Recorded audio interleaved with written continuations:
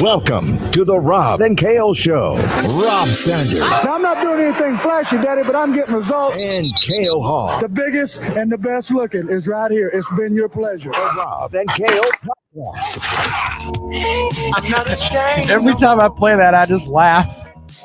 Every time I hear that, I get excited. It gets me jacked up for the show, by the way. I'll be more jacked up come September the 4th when Clemson ends Georgia's season before freaking Labor Day. When Clemson kicks their teeth down their throat. Yeah. When Clemson smacks Georgia around like the bitch that they are.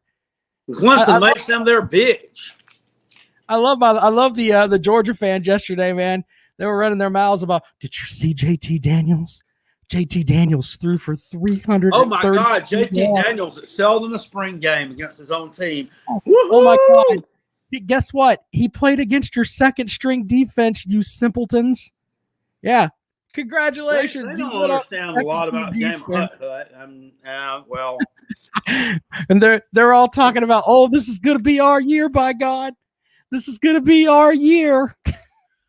Like every year. God. By the way, I think I tweeted this out the other day, but just a little note for the Georgia fans that are here tonight. You know how Georgia fans are always telling us they're the absolute best since the dawn of time.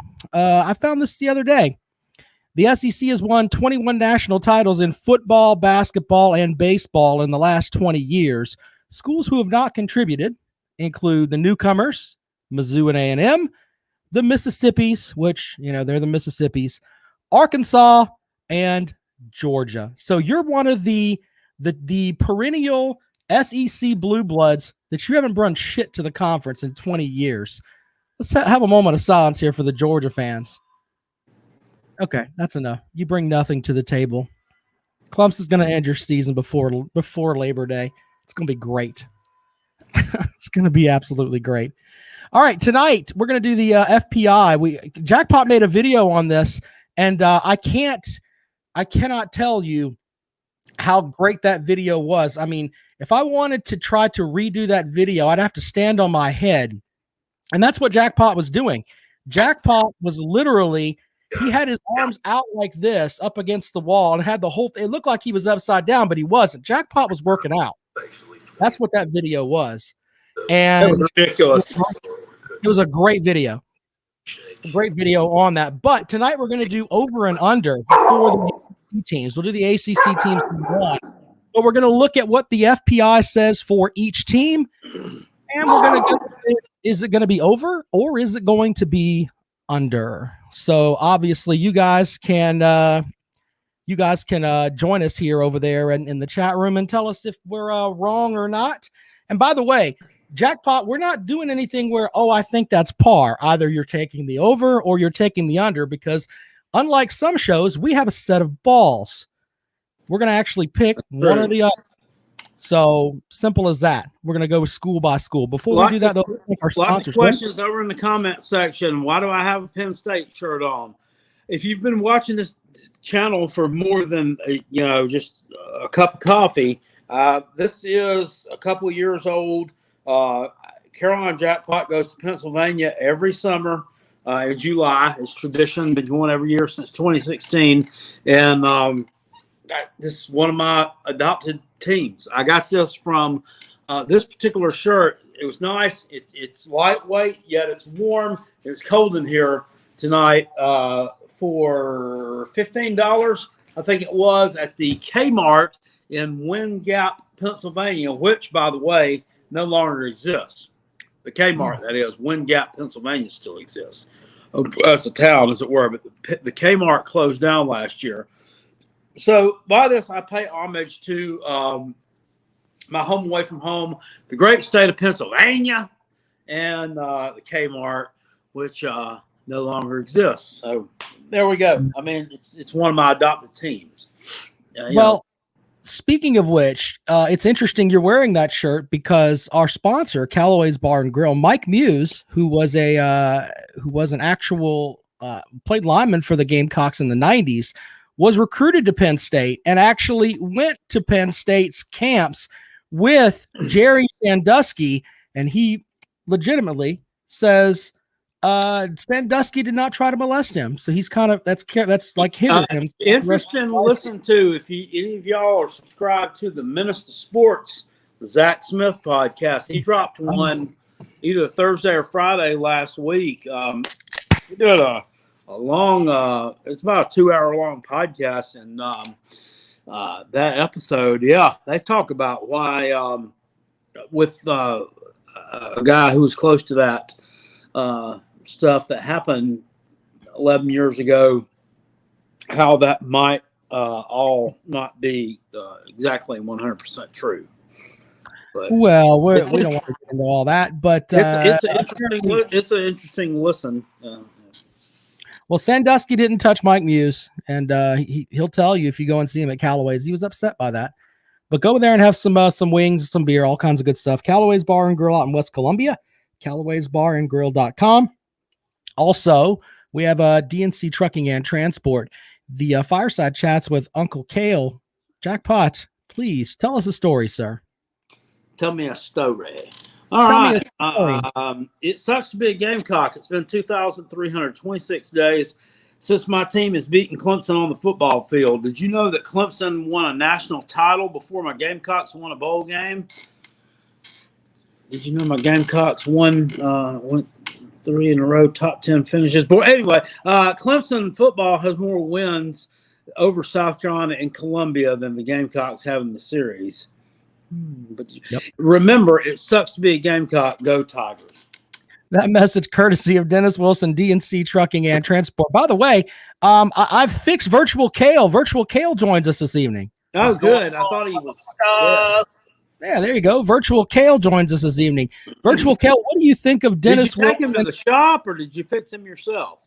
I had to fix him myself. I mean, we have a shoestring budget here, so I'm not putting him. Oh yeah, that's going to the dealership. Well, don't tell everybody about the goddamn shitty financial shape we're in.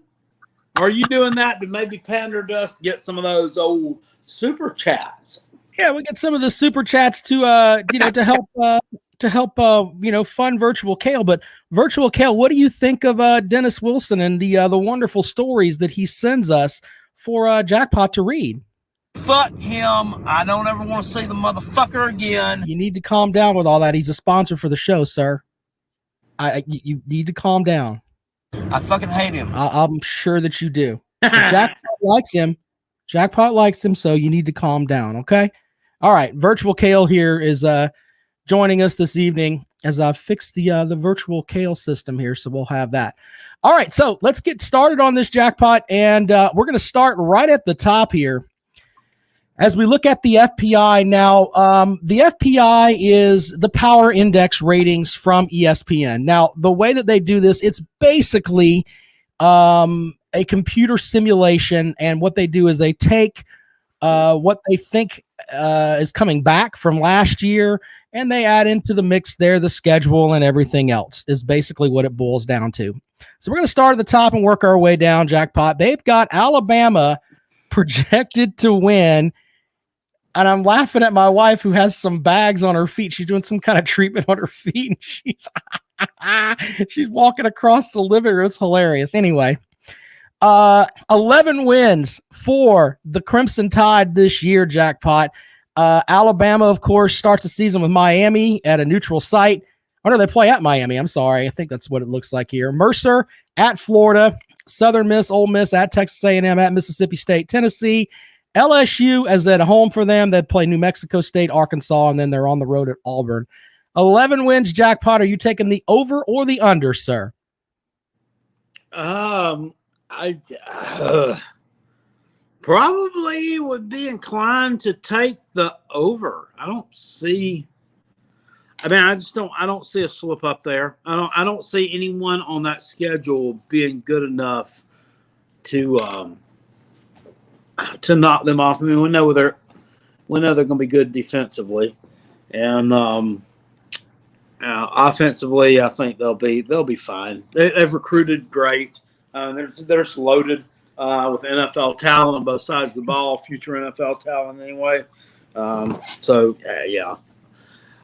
don't know 11 wins. I don't know where they're figuring in a loss at. I don't see one. Well, to me, it's very simple here, and people that bet against Nick Saban are poor. That's kind of how I look at it. So until someone unseats Alabama, I'm going to go with Alabama with the over. Remember, we're not doing this here. On Friday, on your show, on the Fox channel, you played some clips of Nick Saban, kind of being a dick to a reporter or two. Yeah. I mean, why?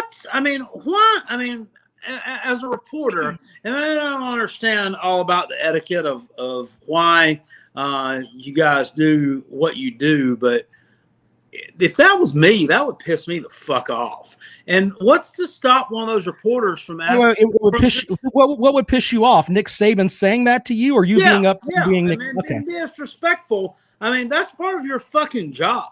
I mean, that's why you get paid the damn money that you do. You can't just go out there and be a fucking dick. I mean, what's to keep one of them from just out? Why wouldn't one of them say, Coach, why are you skirting around the question? Why do you have trouble just answering a simple question that I asked you? Well, if you notice, I mean, do they get buried if they do something like that? I mean, I don't. I think that, well, first of all, let's just be honest about this. If the university doesn't want you in that press room, they're not going to have you there. But Nick Saban also picks his spots, and he generally goes after young reporters. He wouldn't say that shit to me. He wouldn't say that shit to Christopher Thompson, who I work with, or Teddy Hefner, or any of that, because we'd be point blank. Coach, I'm doing my job. I'm asking you the questions that when I cover your team, this is stuff that we want to know. I mean, you can give me an answer or not. And what's he going to do? Is he going to make me run the fucking stairs? I mean, I'm not scared of Nick Saban. He's 5'2", for God's sake. I'll slam dunk his stupid ass. What's he do? Get his lineman to beat me up? I mean, it's just he likes to beat on people that he knows that the reporter that asked him, he sounded like he just got out of the J school. And he sounded like, "Hey, this is my first question I'm asking Nick Saban." Kind of like picking on the show, the slow short kid in class. Right. Yeah. It just doesn't work. But when you also win as much as Saban does, you can be a jerk, and no one cares. So there's that. All right. So we both agree that Alabama, we're going to take the over. The next team on our list here would be come on. My computer's being silly. All right, so the next team would be Texas A&M. They've got Texas A&M. Now, Jackpot, they got them at 9.6. So I think that we're going to do it, just round up when it's at 0.5 or better. So 10 wins for Texas A&M. You taking the over or the under, sir? Their non-conference games are against who? I've got there. I'll give you the schedule. They've got Kent State, Colorado. They got Kent State, Colorado, and New Mexico, and Prairie View A&M. What a pussy schedule Texas A&M is playing. I look at that; it's ridiculous. I mean, as long as he can find a quarterback to continue doing what they've been doing, I take the over. I really do. So you think who do they play from the East besides the Gamecocks? Missouri. They go to Missouri. Yeah, that's a win. I go over. Man, I look at that non-conference schedule. The only game, there's 2 games on there that look like could be problems. They have to go to LSU, and they play Alabama at home. They've got Auburn at home. You know what? I'm gonna go with the over too. Their non-conference schedule is horse piss. So give me Texas A&M and the over. Next team on the list is quick shout over here. We got some Bama folks. It's like the ears start burning. I mean, we don't ever hardly have Bama folks on here, but you start talking about Nick Saban, here they show up like them. I don't know. Roll MF and Tide says, well, reporters shouldn't ask the same damn question over and over and expect the results to be the same. they are about the same as the dumbass media. Okay, well they kind of are. That makes sense. So, But hold on, let me the guy wasn't asking the same damn thing over and over again. He was just asking about a particular player. Yeah, he was asking about who was the first. If since Bryce Young was going to take the snaps with the ones is basically what he asked him. Yeah, and it's like he didn't treat the guy right. I don't give a shit when anybody says. G Bama Boy says Saban is protected by Secret Service. Rob, you'll get a knock at your door tomorrow. Whatever. I mean, he's pretty much on the same asshole level as old Coach Gay up there at Duke, who decided to get nasty with the one of their own students, as it were, last basketball. You can be polite.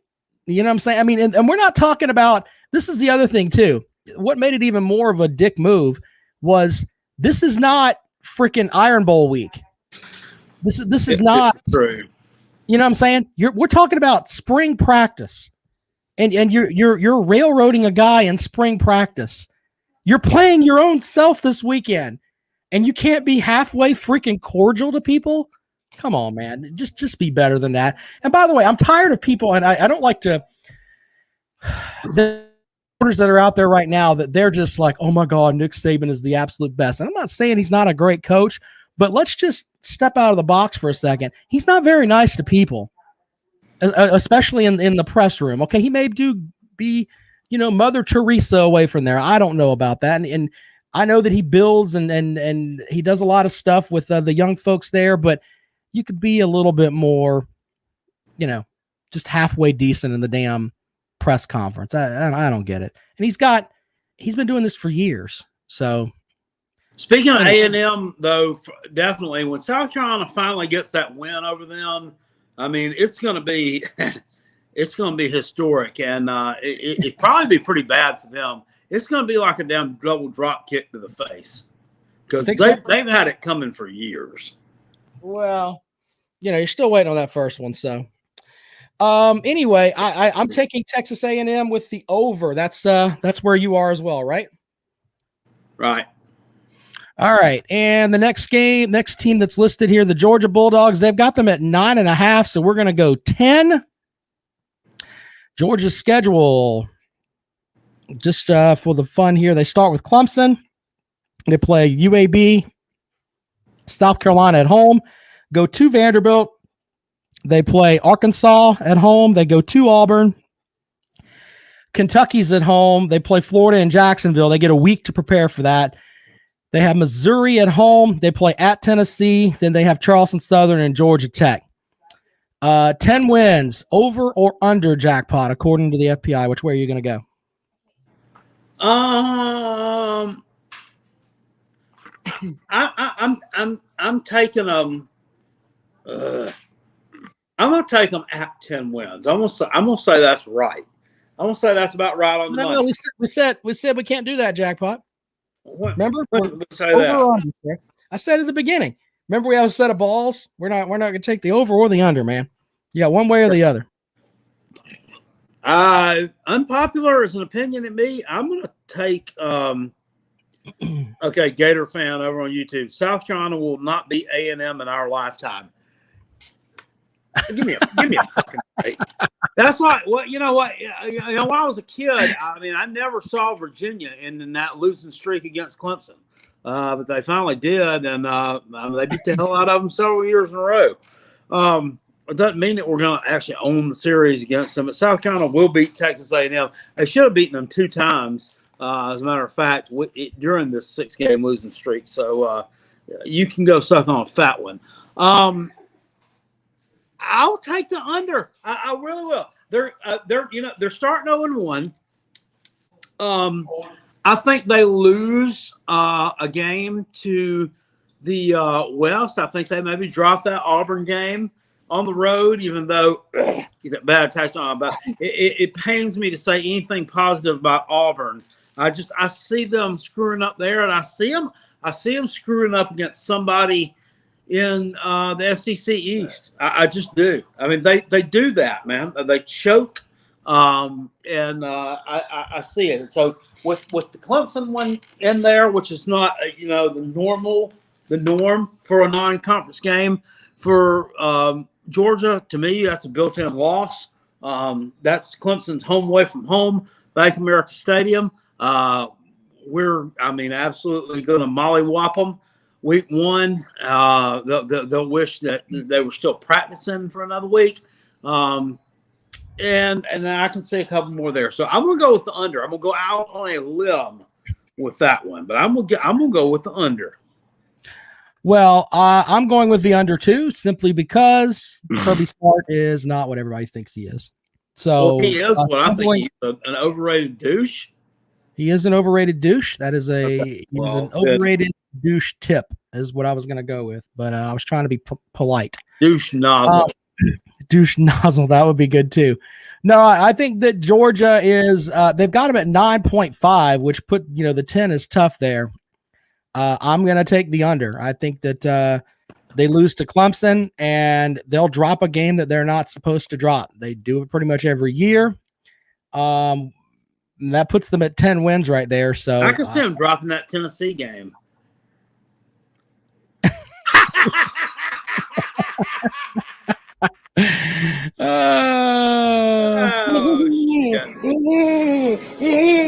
That is fucking great. Yeah. All right, Virtual Kale. If they drop the Tennessee game, we won't see Georgia fans for months. We will not see Georgia fans for months. We both agree that both of these teams will be, we got them at Georgia with the under. Up next, Mississippi State. They've got the Bulldogs at 8 wins. The Pirate down there. Let's look at their schedule. Mississippi State opens with Louisiana Tech. They play NC State at home. Then they go to Memphis, LSU at home, at A&M, Alabama at home, at Vandy, Kentucky, at Arkansas, at Auburn, Tennessee State, and Ole Miss. 8 wins, jackpot. Which way are you going, over or under? I'm going to have to lean with the under just because of that non-conference schedule. Is that a great non-conference schedule? No. But, they don't play any cupcakes there either. Louisiana Tech and Memphis are capable of beating Mississippi State. They probably wouldn't. NC State could beat them too. Yeah, I was getting to that. Oh, okay. I'm sorry. Go ahead. That to me is a toss-up game. I'm sorry. It just is. So with that non-con schedule, I think they dropped one of those. And I'm sorry, I just haven't seen enough from them. I don't see 8 wins. I can see them making a bowl. I see a 6-6, 7-5 team. I do not see 8 wins. I'm sorry. I agree with Jackpot. I think that they're going to they'll be in the 7 win range there. I do think they will win some of the fights after the games. We know they're very good at that. Blake Robinson is a Mississippi State fan. He says, "My God, what a tough schedule Mississippi State has." I think you're being a little bit facetious there. You're not good enough to sit here and throw out stones at those teams, sir. You're just not. Memphis and Louisiana Tech are teams that are capable of beating Mississippi State. So is NC State. So, I think it's a weird schedule. It's not. Those are teams you should beat, but there are teams that you also could conceivably lose to. I'm taking the under as well. For Florida Gators, they come in at 8 wins according to ESPN's FPI. The Gators, they have their typical Florida schedule where they don't really play anybody as far as a home and home. Let's look here. Florida starts with Florida Atlantic. Then they play at South Florida before welcoming in Alabama. Then they play Tennessee. They go on the road to Kentucky, Vanderbilt. They play at LSU. It's kind of an interesting set there. They play at LSU a week off, and then they play Georgia on the road at South Carolina, Samford at Mizzou, and Florida State at home. Of course, they got rid of the Kyle Square down there, Trask and Pitts. Jackpot, what do you got? The over and under there, as I said, we're sitting at 8 wins for Florida. I don't think that I don't think Florida has recruited particularly well. I don't think Dan Mullen's a particularly good recruiter. I do think he is a good coach. I think he's a decent in-game coach. I think that they will develop what they got. I would kind of lean with the over there. That's a pretty soft non-con schedule.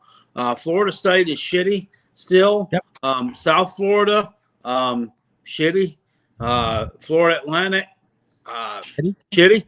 I mean, they're playing all these just some really soft teams there. And whoever that other one is that you mentioned, Buttfuck State, shitty. None of those teams are any good. I'd go with the over. I know that they have to develop a quarterback there to take the place of Kyle Trask. Emory Jones, who has been in and out of games the past 3 years, kind of a guy who's run it kind of out of the Wildcat formation. Who to me, he doesn't look like a start. He don't look like a starting quarterback to me. He's the kind of guy who comes off the bench to try to deliver some kind of punch, try to deliver a little kind of razzle-dazzle, something you hadn't seen, and it really hasn't worked. I don't think that he's going to develop into their next starter. So I don't know. I don't know exactly who they've got young that's coming up, but I think Mullen will develop a quarterback there, and they'll be okay. I would go over that 8 wins. I still think they're better than that, although I don't think they're SEC East championship contenders this year, and I don't think they're particularly New Year's Six bowl contenders. But I think they're better than 8 wins. Yeah. For me, I think they're better than 8 wins. I like the way their schedule sets up for them, where they get time to prepare. And yeah, I think over 8 wins is good for Florida. Just the way their schedule sets up, and the fact that Dan Mullen, he doesn't really put out very many shitty teams, to be honest. And they're going 4-0 in the non-conference. So yeah, I mean, they can pick up 4 wins in conference play. I mean, easily. And there's 4 wins right there in the SEC East. To be honest, with my Gamecocks, Tennessee, Vanderbilt, and Kentucky. I mean, and then there's no reason why they can't find another one somewhere. Yeah, I think they beat Mizzou too. So, yeah. I mean, that Mizzou's right there in the mix too. Especially if they don't beat them, on the scoreboard, they'll definitely beat them. They'll win the fight. They'll win afterwards. The next team that we have, Aaron, I'm taking the over as well. The Auburn Tigers, of course, led by the offense of a Mike Bobo. Coach Harsin comes down trying to bring the Mountain West to the SEC. They have Auburn at 7 wins. Jackpot, over or under with the Tigers?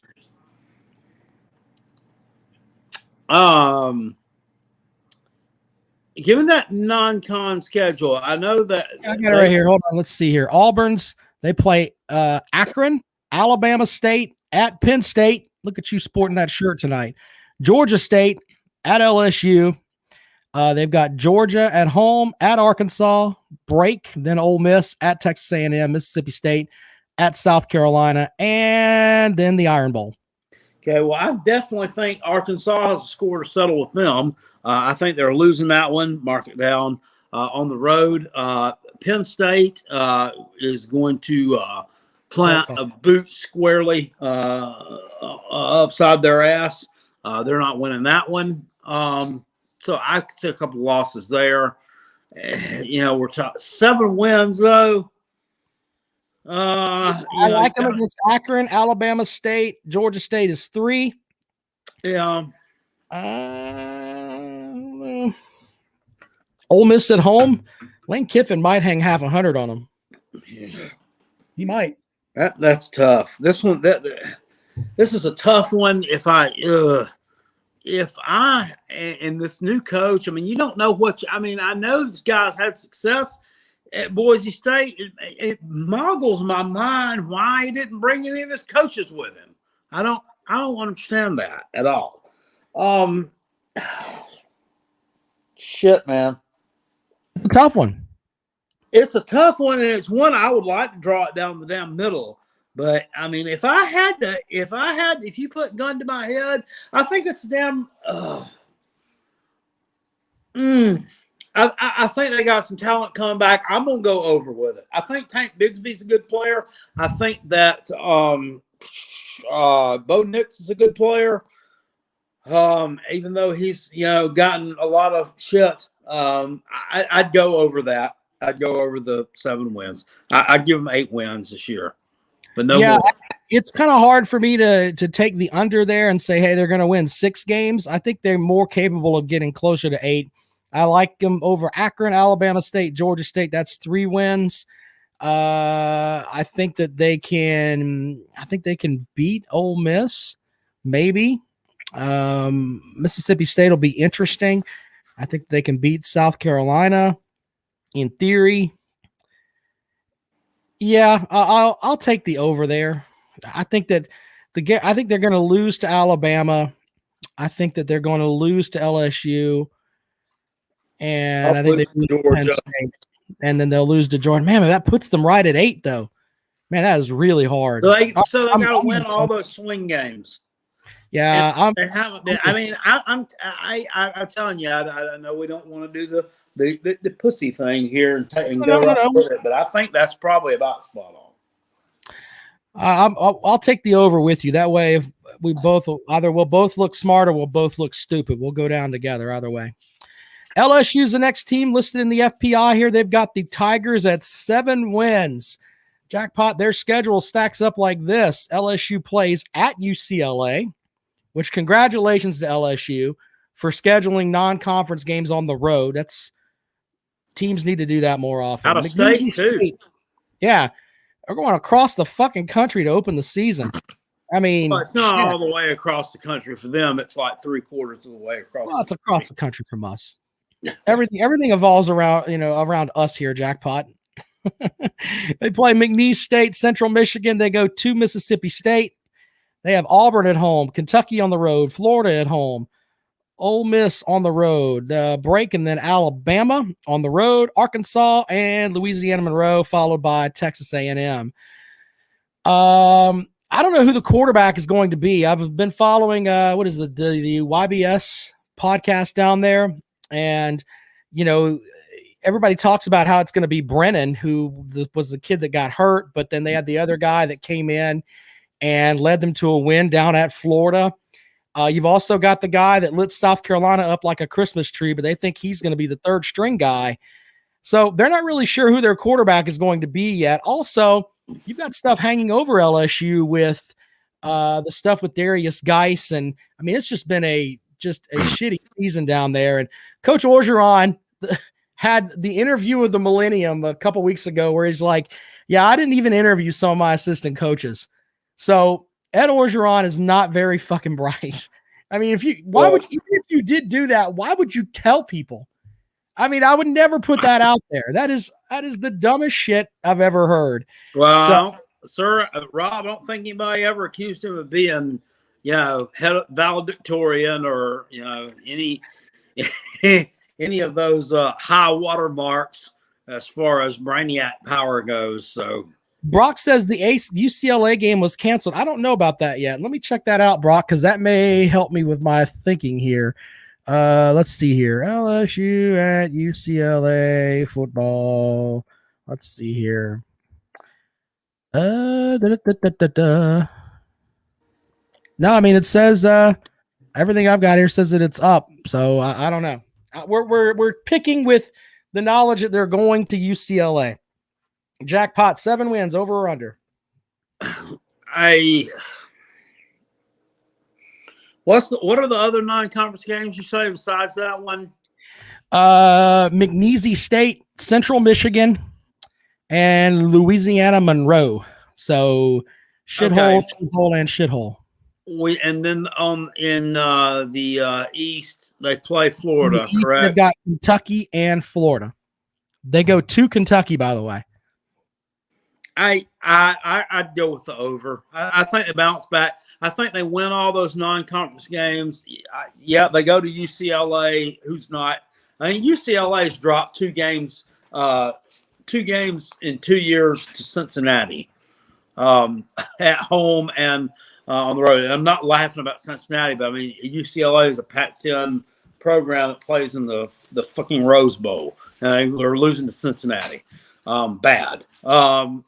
So I think LSU beats them. I think they beat Kentucky, and then I think they pick up another couple wins. I'm going over that. I think they bounce back a little bit. I think LSU's recruited well, so just on their recruiting, I think that they've got enough talent to get 8 wins. Even though I think 8 wins gets Ed Orgeron fired. I think that's kind of the way things are going to go down there, to be honest with you, because there's the stuff that happened with Darius Geis. If he didn't win a national title, he probably would have been fired anyway, in my opinion. But I'm in the camp of I'll give them the over. So both of us have the over for LSU. Jackpot, we've yet to disagree yet. I don't know what the hell Gator fan over there on YouTube says A&M's new quarterback is more athletic than Justin Fields. Okay. I bet he could toss a football over those mountains right there too. He threw him right over them mountains right there. USC Gamecock fan, nice comment here.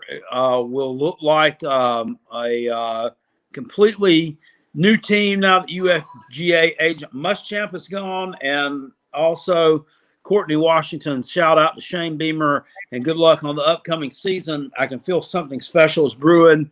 I feel you, sir. I smell what you're cooking. I really do. And I talked about that last night in the video that Shane Beamer just seems to be, he feels to me like a guy. I often said this when I heard Matt Rule talking, that I felt like Matt Rule was a kind of guy who just feels like your neighbor from down the street. Just feels like somebody that you knew from high school. There's some type of dude that you could sit here and just shoot the shit with, and doesn't feel like he's above you or above his players or above anyone else or at a certain level. It just feels like someone that anyone could connect with, and I think that's very important in being the face of a program. So I'm solidly, it's not often that I say things like this, but my rants in late November, I take back all the negative things that I said, and I say this right now. I swear it on the Sky Bibles, and I'll go out and I'll shout it off of any mountaintop. I take back the negative things I said about Shane Beamer when they were bringing him into the fold. I didn't want him. I thought that with him not being a coordinator, that made him somewhat less of a coach. I'm sold on the guy now. I like him. I really do. Now, all he's got to do now is go lose to fucking East Carolina, and I'll probably fucking hate his ass. But for right now, I like him. Well, yeah. It's going to be a home run hire in time, or it's going to be a disaster. There you go. I'm surprised I still had that clip. That shit still makes me laugh. It's going to be a home run hire in time, or it's going to be a disaster. I think going ahead and say it. I think he's going to be a grand slam.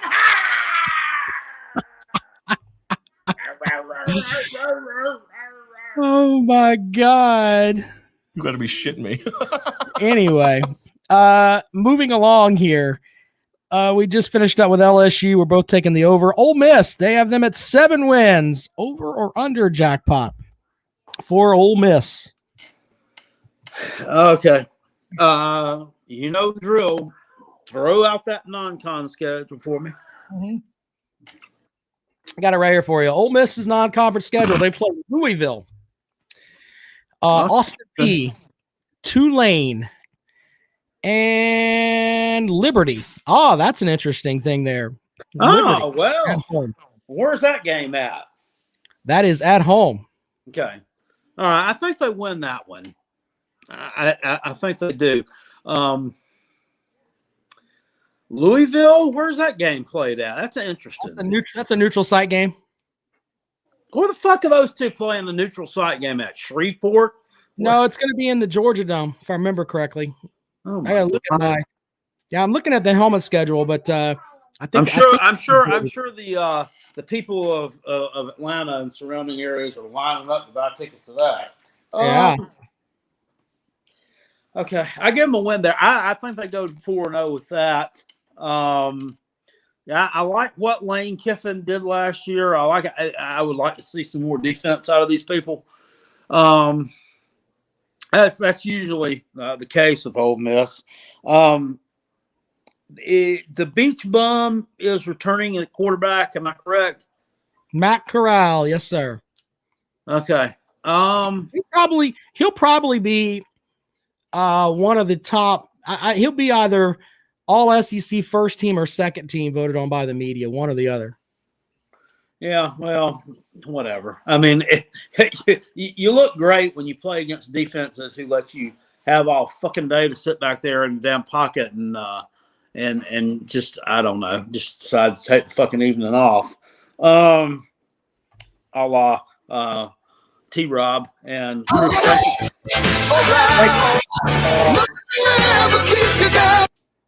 God. Man, I think he's got him on the uptick, though. I think he's got him on the uptick. I would go over that. Who do they play from the East? From the East, they've got Tennessee and Vandy. Okay, that's the wins. That's 6 wins right there. So yeah, I'm going over that number. I kind of agree with you too. I think that the pivotal game is that Louisville game. If they come out and win that game, then it'll be the over. So keep agreeing on things, Jackpot. On Ole Piss, we've got them going. I think Liberty's more. I don't know. Between Liberty and Louisville, I think Liberty's got a better chance than Louisville does, to be honest. Although Louisville, I mean, I'm not sure who Louisville's bringing back this year, but I'm not. So I think their coach, I liked him, but I'm now convinced that that guy's a fucking charlatan and a fucking liar too. Yeah, I mean, he lied. I mean, he interviewed for the fucking South Carolina job. He wanted that job. He and then go backtracks with some bullshit. Well, I only interviewed for that because it was close to my parents' home. What the fuck? You don't do that. Mm-hmm. Fucking the Mel's Fruit and Peach stand is near where my mom and daddy live at. That mean I'm gonna damn put my job in jeopardy and interview for a job as their damn general manager. It's close to my mom and daddy's house. That's bullshit. You don't interview for jobs you don't want, sir. I mean, you just don't. That's dumb. He's a liar, a backtracker. So yeah, he's not very. I don't know where he learned that from, but okay. Now that we've gotten through that, we are up to Arkansas. Brandon Coon says, Jackpot, without using Google, who are the 3 alter egos of Mick Foley? I know these. Is that not the easiest question in the world between don't answer that. Dude Love and damn Mankind? What the he's just Brandon's just being silly. Don't humor him with that. Let's talk about Arkansas. What was your favorite incarnation? I was more of a Mankind guy. You know what? I kind of like Cactus Jack more because Cactus Jack looked like he would eat your eyeball. Cactus Jack was crazy. It's very strange for the day and innovative. But I liked the dude. The dude was cool. Mankind was cool because of George the Rat. Jim Cornette. The dude was cool. I didn't like it. I thought it was weird. And it didn't make a lot of sense. And they were weird. It was kind of dumb when they tried to make the dude a heel. If you remember that, he was when Austin won the belt. the first time when he won the belt from Shawn Michaels at WrestleMania 14. The dude was who they put him in the damn program with.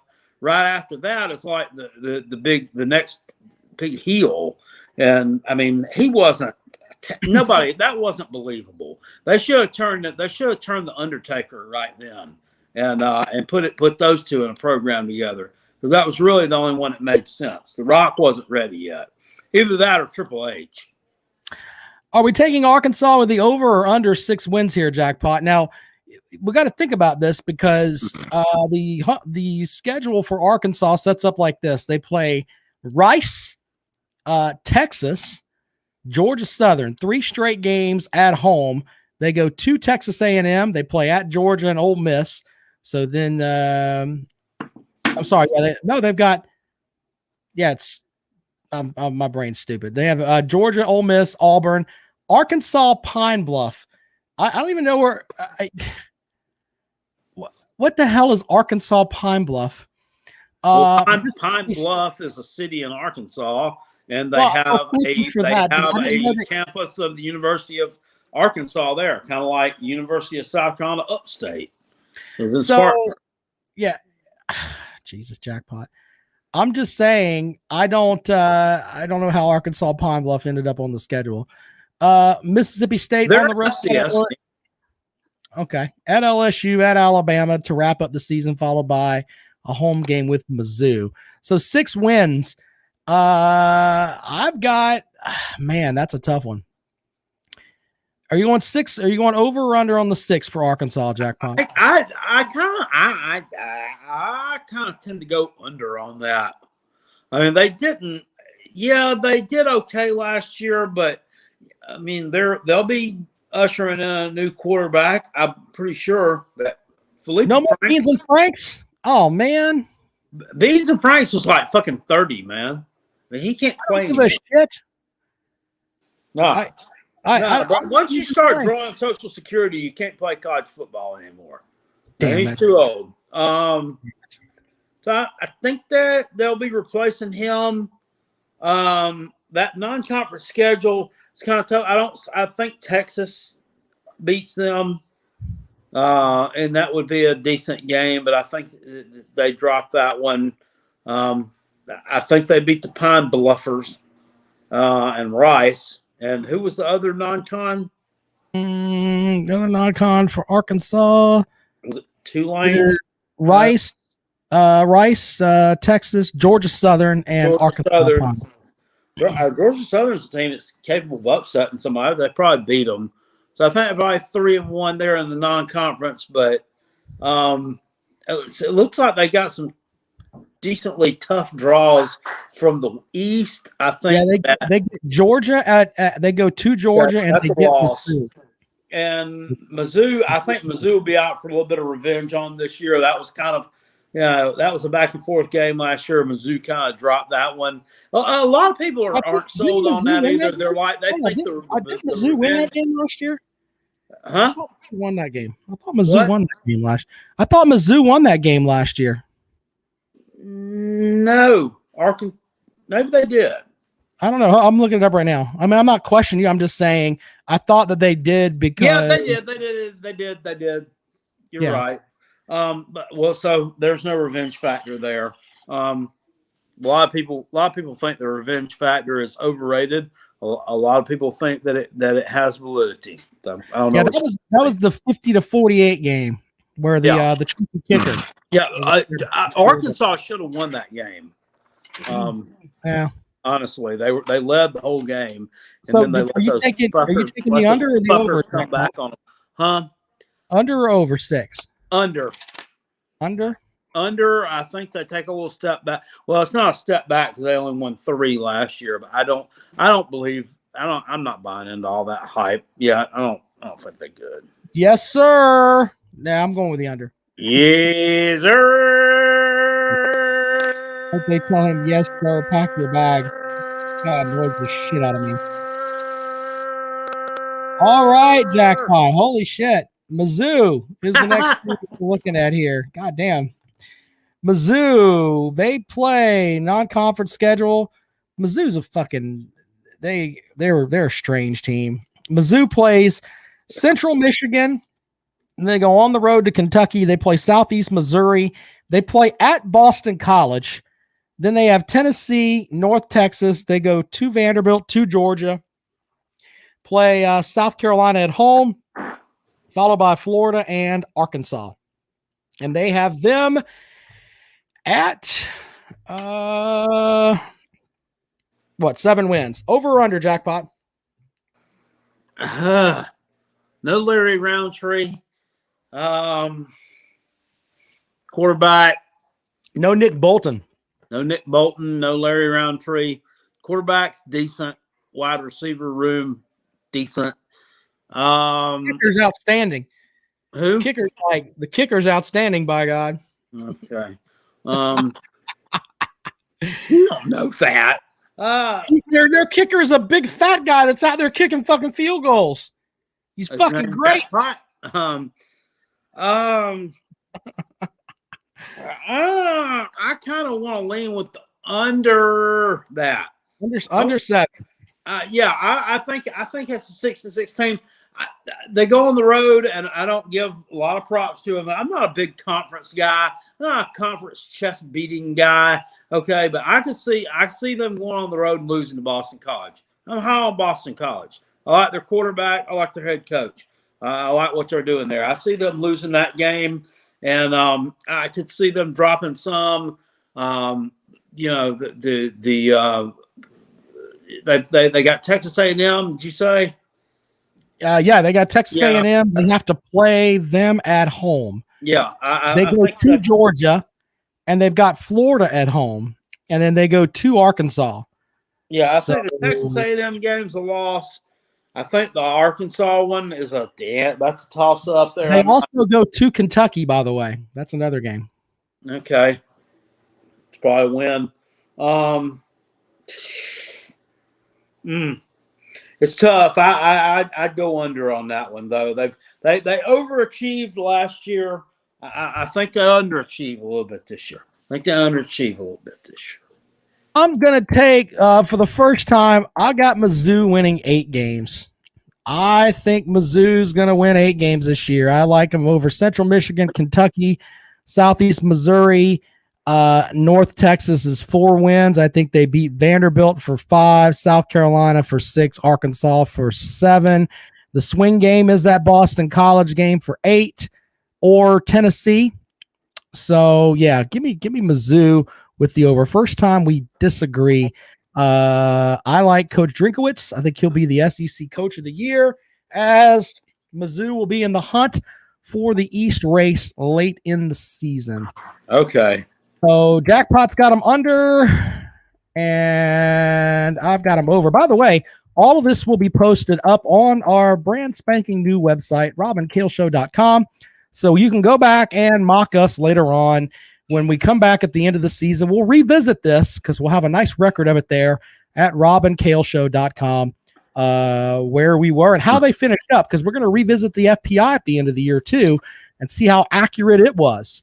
So I've got that printed out, so we'll have that so we can say, hey, the FPI was it close, So that'll be fun too. For the record, right. Rob got into my stash of that purple stuff and fired a little bit of it up before he made that last prediction. But anyway, that's all right. Kentucky is the next team on the list here. The Wildcats are projected to win 7 games. Jackpot. Kentucky plays Louisiana Monroe, Chattanooga, New Mexico, and Louisville in their non-conference schedules. They have home games with Mizzou, Florida, LSU, and Tennessee. Road games at South Carolina, at Mississippi State, at Vandy, and at Louisville. 7 wins, over or under for Coach Stoops? I go over just because of that non-conference schedule is ridiculous. I mean, it's pretty shitty. It really is. I think that once I got to look at the roster and see what they got coming back. Skill player. Well, I mean, it's the same story every year with Kentucky. They don't have a fucking quarterback. They're going to play pretty good defense throughout the year, and they'll be winning games, 19 to fucking 14 and shit with, some whoever they can find to take snaps for them. I mean, yeah, and then occasionally they'll be the team 41-18. Yeah, with punt returns or some shit. Anyway, but I mean, I don't know. I got to take a look at that Louisville roster. I don't know who they got coming back, but I think Kentucky's better than them.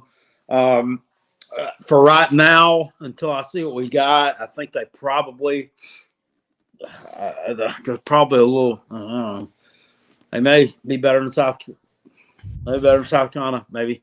I think that's one of those toss-up games for South Carolina because, and we'll get into that, but I mean that's like the first SEC game, or no, the second SEC game for them, and it's South Carolina. Play right after. We'll get into that momentarily. You're taking the over. I'm going to take the over as well because the non-conference schedule is garbage. Ridiculous. Absolutely hot garbage. I think they beat Vanderbilt, and there's in conference. They should beat Vanderbilt. I think they should beat Tennessee. I don't know. Now more and more I look at it. I mean, they should beat the Gamecocks. I mean, on paper, probably. From the West, they play who? They've got LSU and Mississippi State. They go to Starkville. That's a tough one. That's tough. I just they lost to them bad last year though. Yeah. Did Mississippi State butt fuck the hell out of them? Mississippi State had issues where they were butt fucking some folks and they got butt fucked themselves. I mean, it was they spanked Kentucky pretty bad though, right? I think so, yeah. Yeah, that was a weird one. Or was it Kentucky lost to one? The Kentucky Ole Miss game was the one that was crazy, right? Yeah, I think so. By the way, 6-win percentage. They have that for every team that's here. To get to 6 wins, they've got Kentucky at 86%, but they've got them at 7 wins overall. So that's interesting too. 86% according to the FPI. I'm taking the over. And Jackpot, I think, is rolling with me. Up next is the Tennessee Volunteers. The Vols are projected to win 6.6 games. That puts them at 7 wins, Jackpot. 6-win percentage is at right at 80%. The Tennessee schedule, as we look at it here, Tennessee plays Bowling Green, Pitt, Tennessee Tech, and South Alabama. That is your non-conference schedule. They go to Florida, to Mizzou. South Carolina is at home. They welcome in Ole Miss at home. They play at Alabama, a break, and then at Kentucky, and then they have Georgia, and Vanderbilt wraps up the season. So 7 wins for Tennessee in Josh Heupel's first year. You just rattled that off right there. I could give you 5 losses right there that you mentioned in the conference. And I'm not hating on these guys too. I don't have any kind of disdain for them. Well, I do, but anyway, you rattled off 5 losses there in the conference, and I don't think they beat. I don't think they beat Pitt. I just don't. I think that's another SEC ACC matchup that I think goes the way of the ACC. I think Pitt knocks them off in Knoxville. They should win the rest of their non-con games. So you're 3-1 right there, but I don't see them winning 4 games in SEC play. I don't. I mean, I think they stand a chance against Vanderbilt, but I mean, other than that, I mean, I think they're going to be underdogs in the rest of them. I mean, I don't think Josh Heupel is a proven head coach. I mean, Central Florida got progressively worse every year. This guy coached the team. I mean, he took over, a gold mine and slowly turned it to bronze. And He didn't even say goodbye to his team. Didn't say goodbye. Didn't say goodbye to his team, but what he could definitely say goodbye to was a lot of good players on that Tennessee roster. Capital letter A for attrition via either graduation or the transfer portal. The transfer portal opened its mouth up wide and devoured a lot of players off this team. So I'm not sold on that. I won't believe it till I see it. I'm going with the under. I think that 6.5, 7 wins. I think that's just ridiculous. When I hear people say, Tennessee's just going to bounce right back through all of this stuff, the suspensions aren't going to matter, the McDonald's bags, no one gives a shit, this is automatically what I think of them. I don't know shit about fuck. Exactly. When they talk, that's exactly what I'm hearing. Tennessee wins 4 games this year. Give me the under for Eric ball. Wyman says Kentucky won't beat Tennessee again. Oh, yes, they will. It may be worse than last year. You need to make sure with Tennessee fans, and I'm just being as real as I can possibly be with you, okay? With Tennessee, you need to make sure that this season you don't lose to Vanderbilt. And I know people are laughing and they're like, oh my God. I know Vanderbilt didn't win a game last year. I know Vanderbilt had a young lady kicking field goals for them last year. You don't want this young coach from Vanderbilt to come in his first season and beat you, because you talk about shitting on the Josh Heupel era quick. I'm not saying Vanderbilt's going to beat you. I'm just saying don't let that happen. That's what Tennessee's season is. Well, let's not fall behind Vanderbilt. That's basically what it boils down to with all the shit that Jeremy Pruitt left you. So there's that. Give me the under for them. Then we move next to South Carolina. The Gamecocks have a 22% chance to win 6 games. FPI has them at 4.5. That means 5 wins for South Carolina.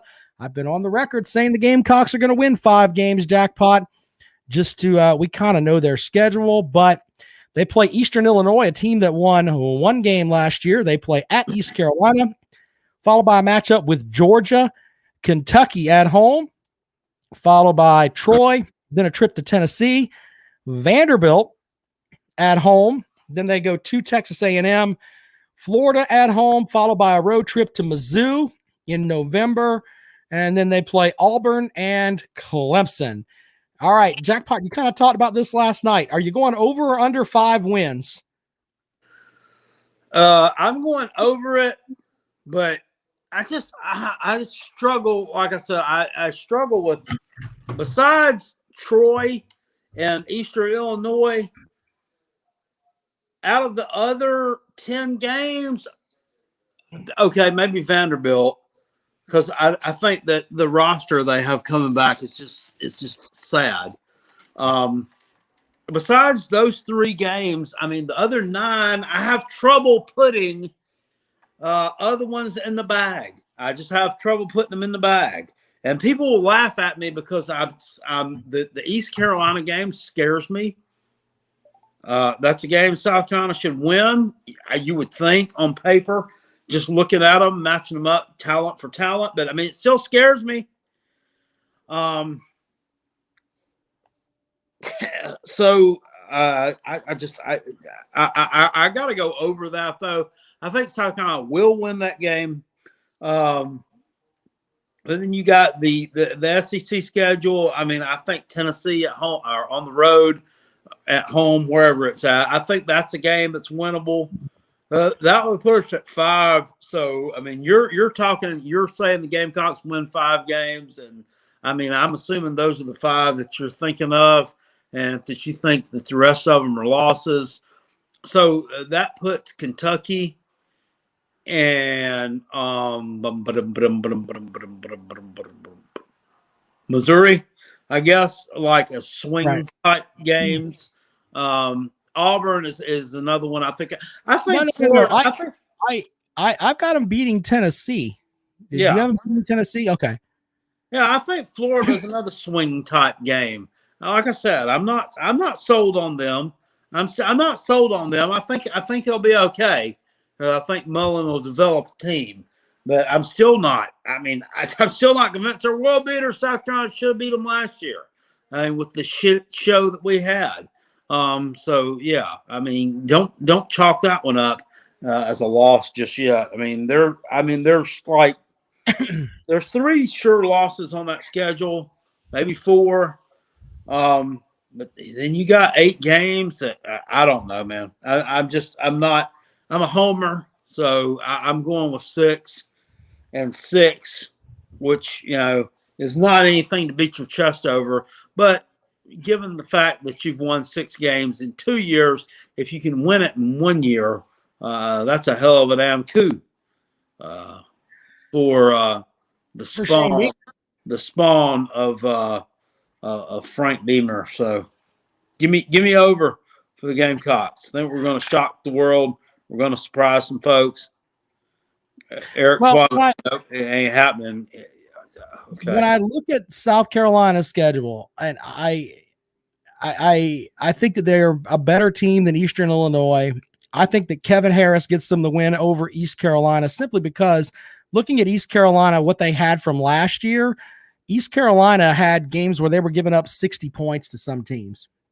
So, maybe as long as Kevin Harris isn't hurt, I think they win that game. I don't think they beat Georgia. I think Kentucky's going to be tough. I think they can beat Troy. So I've got them at 3 wins there. I think they beat Tennessee as 4. I think they beat Vanderbilt as 5. And then it comes down to the set here, and that's the 5 that I had. I don't know if they can go on the road and win at Mizzou. And Gamecock fans get pissed when I tell them that. My Gamecock friends are like, it's fucking Mizzou. Slow down a little bit. All right, you're playing there. We've really only won there twice. I mean, we won in 2017. Right. When Mizzou started that was a weird year when Mizzou started off like 0-6 and then they finished like 6-0. You remember that? And then in 2013, I mean, that was just a really weird game in 2013 where Mizzou was ranked like number 3 in the country, and they got ahead of us by like 3 scores. And then Connor Shaw, like the fucking gladiator that he is, came off the bench. He's fucking sick. He's got flu here. He's got the strep throat here. Hell, he probably had COVID 8 years before everybody even knew what it was. and throws like 3 touchdown passes. Like unfucking believable. Touchdown pass to Bruce Ellington on 4th and 15. Connor Shaw, as a Clemson fan, I'll say this. Connor Shaw has one problem in his life, and that is a callus. You know what that's a callus on? His fucking nutsack, because his nuts are so goddamn big. When he gets out on the field in that Gamecock uniform, he just destroys people. He did. So he definitely. He's got a fucking giant callus on his nuts. That's my respect. I don't know if I can be any more respectful to Connor Shaw or not. He's got a callus on his nuts, ladies and gentlemen. He definitely brought that big dick energy more than a few times. Yeah. Out onto the gridiron. It's like everybody talks about Jadeveon Clowney this and no. As a Clemson fan, I'm gonna tell you, fuck Connor Shaw till the end of time. Especially when he's playing Clemson. Clemson's so close, and then he'll come out and it's like I remember there was one game in Columbia, and it's like Clemson was hanging right in there, man. And Connor Shaw's like he steps back, and it's like 3rd down and 2, and it seemed like it was 3rd and 2 all fucking night long. And he's like, oh, you've covered this guy, that guy, and that guy. I'll just run for 4 yards, or I'll run for fucking 11 yards, and I'll just dry dick you all up and down the goddamn field. Fuck Connor Shaw. He has calluses on his nuts, though. So there's that. Anyway. Eric Twyman says Tennessee, South Carolina is a toss-up. I can buy that. Then Nicterios Gapolos says Tennessee versus Bowling Green is a toss-up. Thomas Dana Young says, who did he destroy? Thomas Dana Young, go and watch some damn Connor Shaw tape. Connor Shaw beat the shit out of some teams, dude. Connor Shaw was outstanding. People, Clemson fans don't want to admit it because Danny Young's mad because Connor Shaw quit his coaching job on his team at Furman. that's a throwback. Wow. Anyway, but going back to this season though, I said point blank South Carolina's at 5. I also said that you got to go one way or the other. So I don't see a 6th win. I just don't. So I'm going to take the under. I do. And that's so with that, I take the under. Sorry, guys. I do think that they do win 5 games, though, and they're going to be right there in the mix. Our final team that we're going to look at this evening as far as the over and under goes is the Vanderbilt Commodores. Commodores did not win a game last year. The only thing that people remember was Sarah Fuller out there kicking extra points and their coach being shown the door. They bring in another new coach and projected to win 4 games, 15% chance that they win 6. The Vanderbilt schedule, by the way, as we look at it here for the Commodores, they play East Tennessee State. Then they go on the road to Colorado State. What the hell? Shout out Colin Hill. Then they play Stanford at home. Who? Stanford. Like Stanford. Not Stanford, Stanford. Not Samford. No. Not Stanford. Not Stamford, where West Coast Ivy League team, Stanford. Where the smart kids play. It's like the IQ Bowl. That's what that's going to be. Then they have Georgia and UConn. They play at Florida, at South Carolina, Mississippi State, Mizzou's at home, Kentucky's at home, Ole Miss on the road. That's interesting. The last month of the season in November, they have a bye week. Kentucky's at home, and that's senior day, basically. Because then they go on the road to wrap up the season at Ole Miss and at Tennessee. Shout out to the SEC League office for fucking over Vanderbilt and not giving them an opportunity to, have a home game the last couple weeks of the season. They don't care down there anyway. Vanderbilt's there to help out our GPA. That's why they're there. They had a girl kicker. 4 wins jackpot. You taking the over or the under? Their schedule. I mean, they're going to Colorado State, and they're bringing in Stanford. Over or under 4?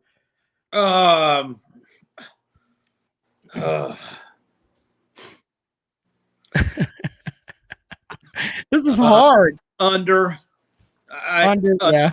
I think they win. I think they win 3 non-conference games. I don't think they beat Stanford. Even though Stanford has really ever since what was that guy's name? Dave. What was his name? Davis Love. Was that his name? The running back who was supposed to be a Heisman Trophy candidate a couple years ago. Was it Stanford had what's his name? Didn't Christian McCaffrey play at Stanford? Yeah, Christmas. This was after that. Bryce Love. What was his name? Oh yeah. It turned out to be a big plate full of piss. He wasn't really any good. No, plate full of cold piss, sir. Let's make sure we get it right. They just have kind of taken a step back, but I still think they're good enough to beat Vanderbilt. UConn's terrible. They are. I think, and East Tennessee State, I think they squeak by them. But on the SEC schedule, honestly, I don't see a win. I just don't. Tennessee even maybe could probably beat them like an overtime or something. They have to go to Tennessee this year, so I think they got to go on the road. So no McDonald's bag for you. I think they probably dropped that one. I go under just to be on the safe side. And one of the things that a lot of times I kind of disagree with him a little bit and give him a lot of shit. Walt Tula up here in the upstate. Walt Tula didn't understand, as I don't understand, why you fired your defensive minded coach. I know you fired him because he lost ball games and you want to win more games. I get that. But instead of embracing the new and what is going on in college football, the advent of the offensive minded head coach, you hired basically another Derek Mason. You hire another a defensive coordinator. It doesn't make any sense to me. I mean, you swapped what? I mean, it's just like a lateral move. You didn't do anything to upgrade the program. And yeah, I get it. This guy is a fucking alumnus. So what? That means that what he's used to losing. I mean, yeah, just I don't get it. This makes any sense to me. Yeah, I'm with you on that. I don't understand. Vanderbilt's like the Duke job. If you got somebody that wants to be there, just give them a lifetime contract. If they really want to be there, like Derek Mason liked being at Vanderbilt. You know, he did.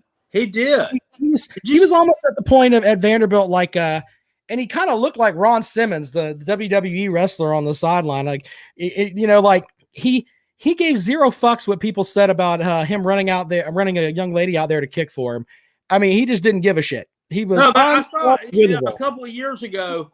They it really upset the guys on the Mazodcast, which I mean I can understand why it upset them, but I also took great delight in it, not because they lost or I have anything against Missouri. It's just I just thought it was fucking funny. I think a couple of them went to Nashville. When they were like 4-1 or something, they fucking lost to Vanderbilt, who was damn winless. And but anyway, after that game was over, the young lady on the sideline that ran out there to interview Derek Mason, she's like, "Coach, you started 0-5. I mean, and this team all of a sudden they come together today and pull off this huge win. And what do you have to say about that?" And he just looked at her like ice cold, like ice water in his veins, like he could like a serial killer kill somebody. He's like, no one had questioned our integrity. No one questioned our work ethic. He's like, anchor down. We are Vandy. And he turns around and just walks off the field. And I'm like, okay. I mean, he clearly liked being there. And I think that was a shitty move. Really did. I want to take a second. Can I know it's late, but I want to find that just so we can watch it for a second. Let's see. It was something along those lines. I mean, I'm paraphrasing there because that was something along those lines. Vanderbilt. Okay, let's see if we can find a Vanderbilt upset.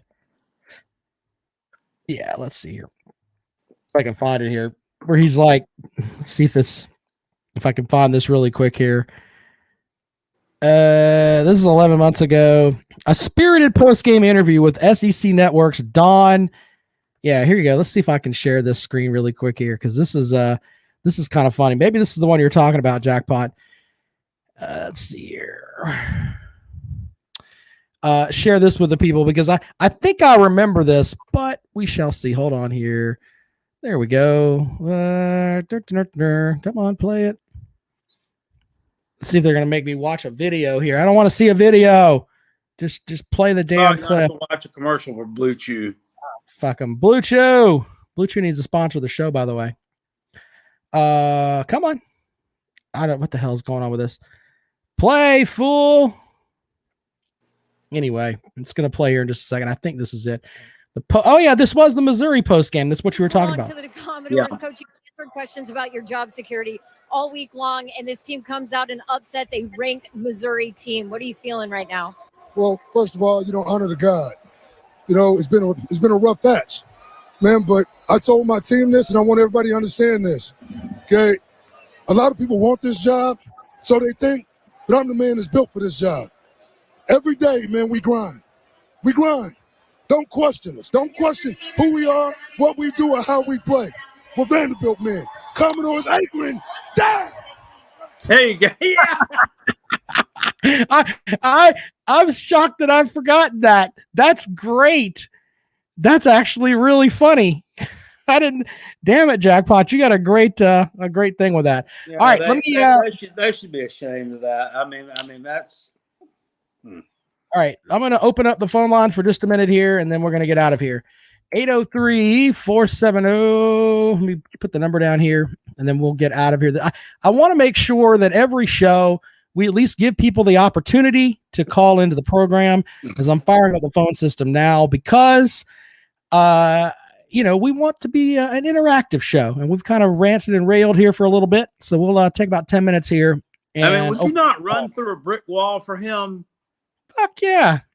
And yeah, now he's the DC at fucking Auburn. Well, now he's got a damn, he's probably over there laughing at fucking at Bobo. He's like, Bobo, fucking idiot. Bobo the clown over there trying to run practice plays against us. How the hell is that going to work? Yeah. 803-470-2905, 803-470-2905. If you want to join the show, we'll take your call this evening right here on the Rob and Kale podcast.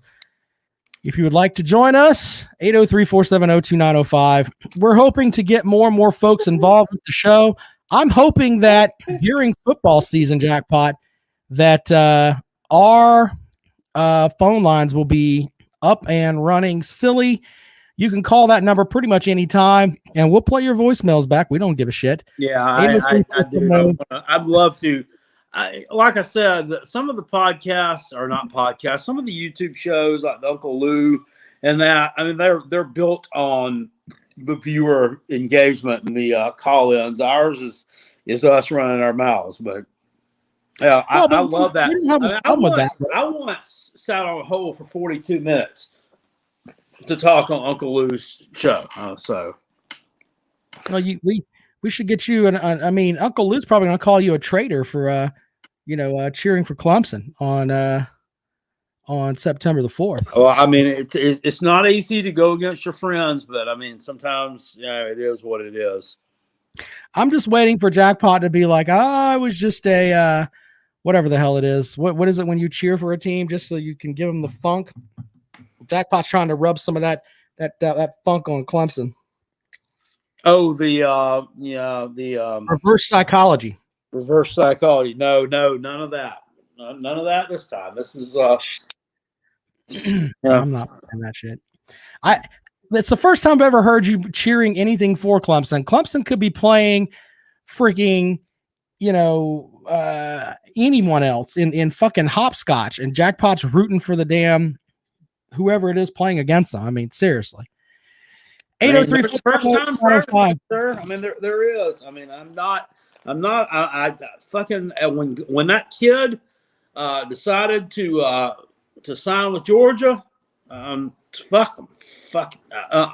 No, just put a bad taste in my mouth. And then when I saw that Cheshire cat grin, shit-eating grin on that coaching staff, Oh, and by the way, that same shit eater that was tweeting out baseball scores of Georgia wins over South Carolina, retweeting that. Then you know what? I fucking Gamecocks came back and won those 2 games. Fuck him. He didn't tweet anymore, motherfucker. No, he did. I don't even follow him on Twitter anymore because I don't care to hear anything that he has to say. Well, the fact that I spent 5 years of my life caring what he had to say, I guess, kind of, shows, what a pathetic, sad individual I am. But that's okay. 803-470-2905, 803-470-2905. That is the number to dial if you want to join the show this evening, 803-470-2905. When we do Wednesday Jackpot, we are going to do the ACC. So we'll go up and down the schedule for the ACC. We'll do Clemson. We'll do Boston College, North Carolina. All those teams from the ACC, which doing my research this year, it's like, It's like right now I'm going through my stuff and I'm trying to figure out who they're going to invite to ACC kickoff, if they're going to have it in Charlotte this year. And it's like, what players do I want to interview, etc. And it's like, there really isn't anybody that I look at other than, I mean, I don't know if they're going to bring Sam Howell or not. I don't know if they're going to bring the quarterback from Boston College. I'll get the 2 Clemson players that come through, but there really isn't a player that maybe Florida State's Mackenzie Milton, if he's the guy that's the QB for them, that might be something if they bring him, but I don't know, man. There really isn't anybody that sets the world You don't on think Florida State's going to bring old Jamie Robinson? Or what? What's his name? Ah, my God. What's that D lineman? The what? Kier Thomas. Yeah. If I have to interview him, Why don't you hold your dicks for a minute? We'll be done here in a second. that's about how long that'll be. It's like the conference gives you some players that they want you to interview, you know, because of whatever, but it's like some of them I'm like, ugh. Shout out though to Florida State. I mean, picked up the best 3 players in the transfer portal. So Brock wants to know, how did I meet Kale? I met Kale through Kale and I used to run smack at each other on Facebook for the longest period of time. Yep. So yeah, that's how I met Jackpot. Jackpot's funny. Like, you know, we talk to each other 2 nights a week or whatever, but we don't really. It's like we can't be in the same room together. We were going to do a live show last fall, but COVID kind of fucked us a little bit. And we normally do a charity show every year. I'm trying to figure out something with that. Yes, it did. Yeah, we're going to work something out on that. All right. Well, 803-470-2905 is the number to dial. I think we're going to get out of here, Jackpot. It's been a good show. We will do the ACC on Wednesday, and then we might do some God, there's other conferences we'll look at too. So we'll look at some other teams the following, but we're almost down to, what is it, 125 days now, I think it is, till we get some actual football going here. So yeah, I know from like today it's like 3 months until I take my summer vacation. So that's like 90 days, right? So yeah, then another 120-ish. Yeah. Yeah, you're about right. About hit that nail right on the head. Yeah, that's gonna be some good stuff. All right, Jackpot, it's been a good show, man. We'll have up our listings there at robandkaleshow.com. You can go and check out who we had as far as the over and under there. And I'm going to have them all there. That way we can have some accountability towards the end of the season. Thank you guys. Oh, what the fuck was that? You nasty bastard. We end the show with that. Oh, my God.